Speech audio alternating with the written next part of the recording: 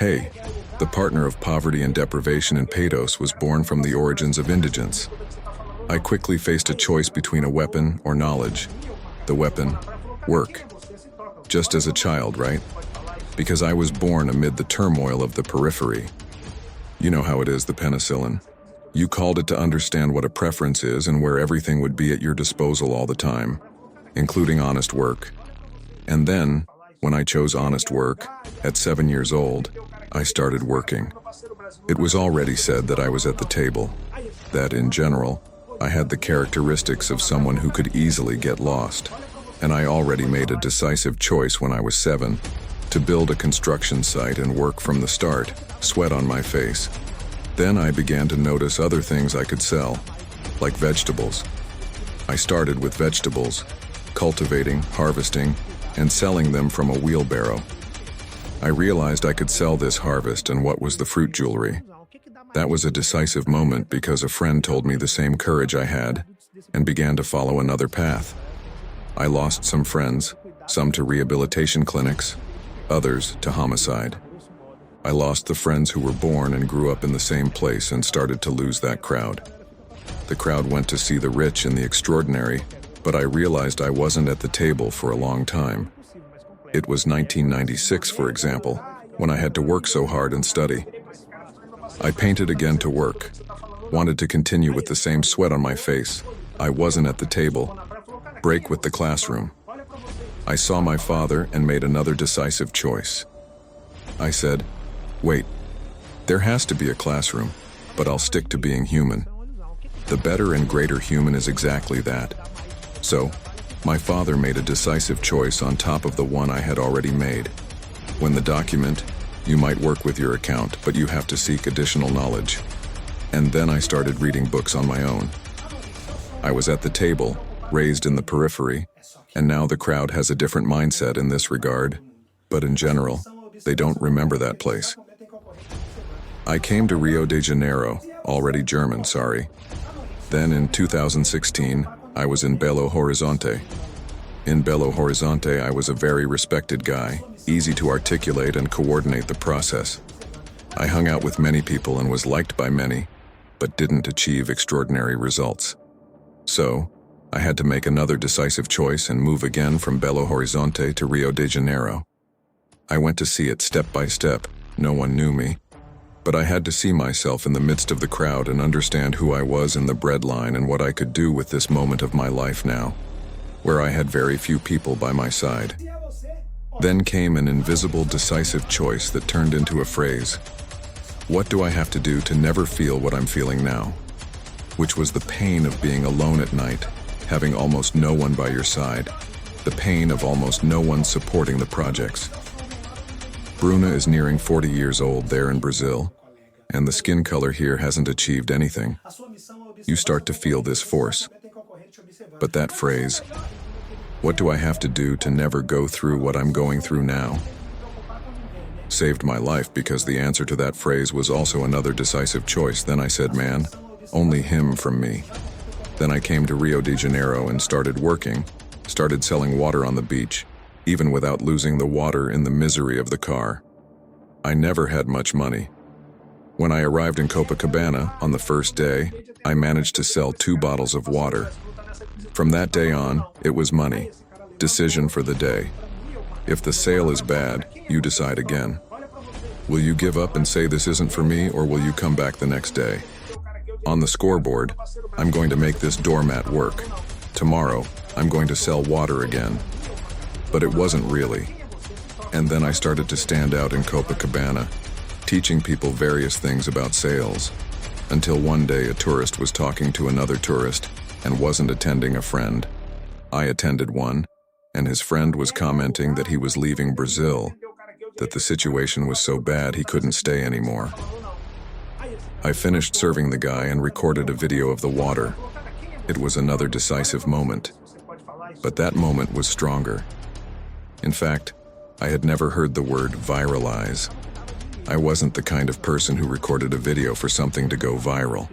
From then on, I wasn't the kid at 7 who would victimize himself, hide behind anything. I wasn't going to get lost in possibilities, the place where I was raised with fear, only my face connecting with people. I never thought I'd be in the condition I am today. Today, I have production and respect.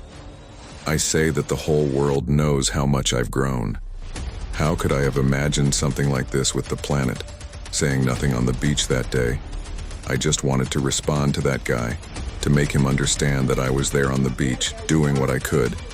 He might have had culture, read a lot to have chosen to do that. I just wanted to respond to him. But it was too big, and it led me to take action. And there he is. The story, folks, has been a series of slaps on the table, one after another. There's a detail, though. Because that video today, we are in a period of social media where there are millions of videos every second. And many are just slaps on the table, many are just noise. But that's how youth emerged. So, don't think that the people watching here will believe that day made a difference. There's the risk that it might not even make a difference today. And when you have a slap on the table, it's when people look at you, and you have to be ready to know what to do with it.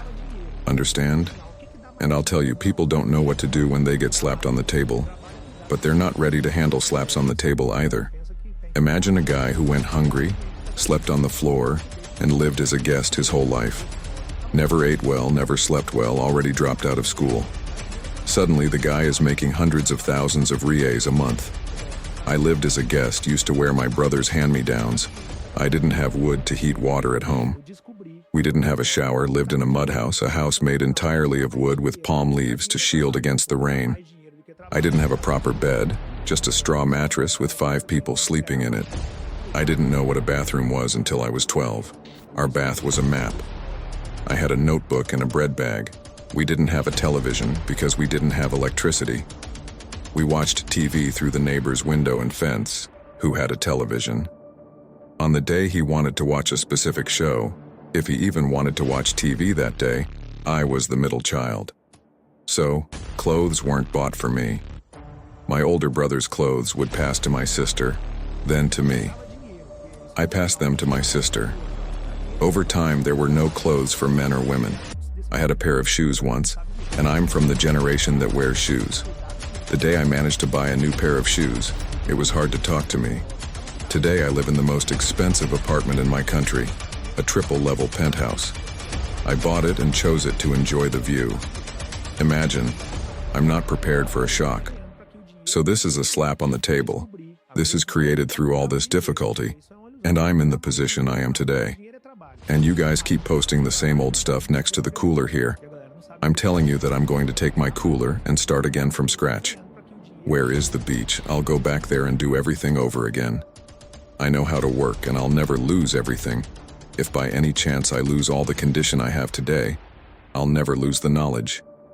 That can't be taken away. And these things our crew still needs to practice, you know? It's no use just banging on the table. I wanted to climb steps and hope you're ready to start over. Adamir, if I were to go home, I'd be prepared to start over, just to move forward. You need to keep moving, but if you're grounded, great, you're prepared. Suddenly people aren't that prepared, right? Part of the shine on social media is nice, but in real life, I'm standing still. You know? I graduated from the University of Life with a postgraduate degree in overcoming. The University of Life taught me to get up every time life knocks me down. I'll get up, and that's having the absolute certainty that you'll get it right when starting over. My partner, we're ready, right? First, with faith, which comes in place of someone who stagnated. Then, we'll be ready to start over and move forward. But if it's going to be right, we must come down in humility and follow the process. People today aren't used to doing that, right? Following the process. I'm only looking up because if it doesn't work, it won't work in practice. It's not a matter of just buying it like that. There's a load, something I'm passionate about. I'm more about the twists and turns of the world. I say this as one of my greatest passions. It passed through us like the twists of life. Today I have 2 of the best-selling suites in Brazil. Can you imagine that I lost hundreds of thousands of book copies in the country, and the people, in Milk and What to Write, disappeared after seeming holiness? Well, on all continents of the world, In every Brazilian state, I signed million-dollar contracts, gave lectures, and left right away. Are you crazy? It's like the University of France in Paris, Japan, Porto. The minds of those who understand how it is. The guy grew up in the midst of chaos, failing, and grew to a mathematical level. This guy has a level of discernment and oratory. How is it that this guy is me? I was in the jungle selling something there. No, but training is training. It doesn't sell. But selling training is training in the cell. I learned to do that. I'm here inside a moving car. I'd stop to change the tire. I had no choice. You need to stop the school, put the car on the shoulder, and place the triangle there for me. It's not where I was raised, and I used to change tires with the car moving, with the other hand. It seems a bit out of the ordinary, but today's people are very used to having things more or less ready. The world is connected. Our access today is digital, and I'm blind to the physical. I grabbed an icebox, went to the street. I grabbed a wheelbarrow, went to the street. Got it? I cried in solidarity. I had days when I didn't sell and didn't know what to explain. I didn't have all that charm. In my time, it was different. It comes from a place with a different mindset. We have to do it if you weren't like that. Someone would see me and something would happen. I wouldn't be here to tell you this if I hadn't been through everything. Being born and raised in the places I was born, suddenly, I could have been left by the wayside. At 13, I had been involved with less than that, or suddenly just like that upon entering. I set myself up to be a boss. Being an owner was already there. Suddenly in a wheelchair inside one of these prisons, I wouldn't be here speaking this. I wouldn't be a writer, wouldn't be an international speaker. I'd be down here, she's not in that car. So, the wealthy person is the reflection of those people, of that Brazilian people I created. These people, they look at the rich and say, man, that guy is me. That guy could be me. The other body is just writing my own. And then Rick manages to guide people. He succeeded. The thought of how this guy manages. I haven't managed to go yet. And so it is. And it moves forward, they can't. But they can realize they are the same in real life. He can feel the same in words, and Rick's pain in his resume has passed. It's identical, man. It passed. I'm interested in what the color of the skin is, what the guy's status is. He was born. You live or you don't live in a favela. Studied, adores the same way, man. What each one did with this pain is totally different, you know? Suddenly, Rick seeks the happiness of studying the pain and advancing. Through my book, I say this. Life is vast.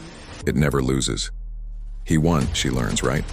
So, sometimes I won. Sometimes I learned. Apparently I lost. I learned. And when you lose, you haven't learned. If you extract learning from the loss, it wasn't all bad to have lost. You make fewer mistakes in the next attempt. I've always had this mindset.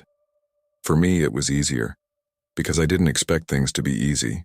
I always imagined that it wasn't impossible, at least to try.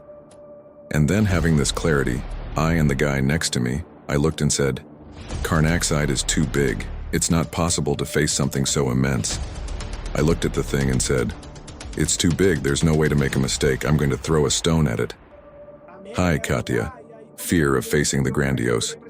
I said, you can't mess up something grandiose. It was the same thing looking from another point of view, you know? Eagle's view. Then I started to highlight the crowd, then materialized extraordinary results, and then became the voice of the same crowd that I once represented. I am here talking to you today more loudly. I went to wash my car, which cost several 100,000 reais. I can't. The Unidos, the kid selling on the street. I stopped to talk to the kid. The kid knew me. Then I gave him a magazine I launched for this month. He looked and said, it's us on the cover, man. It's us on the cover. When he says, it's us on the cover, it's because he feels it. He saw it there. He recognized the rich. Here's the representation because this guy sees me and says, damn, you won in life, I'm still here selling on the street. No, man. When the guy says, it's us on the cover, he says, it's not Ricardo, it's us. And this has a huge weight, you know? If you take my second book, I have a phrase that's even on the back cover of my book which says, "Forget the final result. The secret to success lies in the journey." When you think about understanding, you see that pleasure is in the journey. You shouldn't want to reach money as a goal. Money should be a means. The goal should be something else. If money is the end for you, money is just a second stage. Money doesn't bring happiness by itself. Now, if the process is what leads you to your purpose, then you'll see that the secret to success is in the journey. It's in the path. It's not in seeing an obstacle, my friend. It's in running the marathon. And that's why you see an athlete in the marathon, and when he crosses the finish line, he puts his hands on the ground. In other words, his satisfaction lies in the life he provides, the atomic number of the arriving foods. This is a result of seeking the best. I've always been passionate about the journey, especially because given the reality I was born into, dreaming too much wasn't an option. You introduced me to the utopia. When I grow up, if God wills it, I'll offer a penthouse. This is insane, man. How am I going to achieve something like that? The maximum leads to misery. So, there was no way to dream of such things, but I took pleasure in seeing the sparkle in the eyes of the woman who bought a vegetable. Because if she bought that vegetable with the money from that purchase, she could buy meat, which was my desire. I sacrificed my wish to eat meat and took pleasure in seeing the woman take the vegetable, because there, for sale, was the sparkle in her eyes, which is in the product and the service you provide, allowing you to achieve your goal. In my case, it was eating meat. So my eyes always sparkled with everything I did and do. I used to arrive with this water on the beach before I started selling. I'd set myself up with the box, look at my feet in the sand, hugging the box, look at the water and say, "They say my eyes shine when I talk about you." I used to argue when talking about water on the beach, can you imagine? My lawyer today was my client in Copacabana. She was my friend in dealing with people. My lawyer, Maria from Copacabana, was my client back then. Do you have any idea what that means? I treated her well and she treated me well back in the sand days in Copacabana. The world changed, and now she's my lawyer. So that's the level of relational perception I had as a street vendor. She was a client with a 5-star rating. There wasn't much healing of this skin you see today. It was renewed after 6 or 7 months from that water video. There's a montage with 2 photos, one from the sand days and one of me today. You ask, "Guys, your 30 plastic surgeries?" I didn't have any. It's just that back then I couldn't take care of my skin. But I was very focused on this mindset. On the outside, I was just a mess, as they say. But on the inside, the mindset was of a giant. I interacted with everyone. Of course, with everyone. I taught those who knew less and learned what I didn't yet know. I took care of people, always thinking, if I reach a higher level, to be prepared, I need to handle this level better. Here I always reflected on my position. So organize this now, my friend. I need to resolve this issue because I'm on a step of the ladder. And if I don't solve this problem on this step, the difficulty will be greater when I move up to the next one. If you can't solve the problem on the current step, the conditions for advancing will be more challenging at the next level, and the difficulty will be increased. Therefore, it is essential to address this issue on this step of the ladder. I began to contemplate some things on the step where I was. I've always been someone who avoided facing the next step. I decided then to focus on what I was passionate about on this step. This approach automatically led me to the next step, and today, many aren't interested in the steps. With each step, the situation becomes more complex. I told my friend that we built and wove our path together. The fact is, the more you dedicate yourself, the more value you add and advance. Wherever you reach, there is always a new challenge. For anyone, Barack Obama, Bill Gates, or any individual, the difference lies in how each person handles the same 24 hours we all have. A day has 24 hours for me, for you, for everyone. How we use our time, this precious currency equally distributed by God, is what makes the difference. Everyone faces challenges and pressures, And what we manage to do with our time is what truly matters. The journey is crucial. It's not the end. It's just the path. When people understand that it's the journey that takes them to the next level, they will start to take better care of and become more passionate about what they do. Taking care of the journey is essential to reach the next step. If you are planting and nurturing now, you will reap later. If you haven't planted and cared for it, there will be no harvest. It's as simple as that. If people don't understand the basics, they will get lost along the way and then diminish the value of their own effort. Those who succeed will hear they were lucky, but the truth is that commitment is what truly matters. My commitment has always been this. I always include myself in the minority that will make it. If there are 1 million, it's me. If there are 2 million, it's me and one more. If there are 3 million, it's me and 2 more. I will include myself in the achievement and won't say that only 1 million reached it, but rather that I and a few others made it. The question remains, how much do you really want to achieve? Of the speech, right? That's not the difference. How many really want everything? St. Carmen, insane and here. From here upwards. Man, I wanted to grow, but I went beyond growth. I started planting and wanted to join someone else's harvest. I don't want problems. No one gave me anything, so I'm going to strategically sow in the channel, and it turned out this way. You don't know then the guy at lunchtime on Saturday, me and 1 million, but that's not it. It's how many want it, and 1 million you're here interviewing, Recarvao.com. You got another. He's terrible. Sight for the guy, go there. On the journey somewhere. You watched and didn't manage, but you did.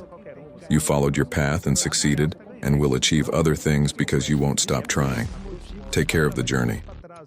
And then, it's a pleasure to be here talking with Henrique. I didn't post Rick. It has to be less than the pleasure you get from trying to talk to the rich, because it was this process that brought you here. And if you aim to talk to Flavia, the attempt to reach Flavia will be more rewarding than implementing a guy on this side, because it's a process. It's enjoyable to be here. Later you'll succeed. And man, the process that got me here was this. You understand this and start to be more passionate about the process. Then you take more care with the process, make adjustments, and realize it's not 1 million. Well, it's not that it can't be done. You lose with that mass. It may not be easy, but it's not impossible either. So it can be done. And then you fall in love with the process. When you fall in love with the process, you understand that it's more important than the final point of the matter. And then you come across Jessica's second book, Favela, The Time I Forgot. The final result of the secret to success lies in the journey. The secret is in the journey. I'm grateful to God for the way He chose to present the challenges. I strongly believe, based on my story, that God doesn't choose the prepared. He prepares someone. He equipped me in the midst of the jungle and the social milieu. He allowed my daughter on Friday to spend the first 14 years of her life with Marcelo, facing difficulties, with father and mother arriving with little resources, living as guests, with few resources to eat. She accompanied us in the supermarket line, grabbing shopping carts, stopping there, asking the person if they were paying with a card or cash. If not with cash, let me pass my uncle for you. You give me the money you've already witnessed. We did this.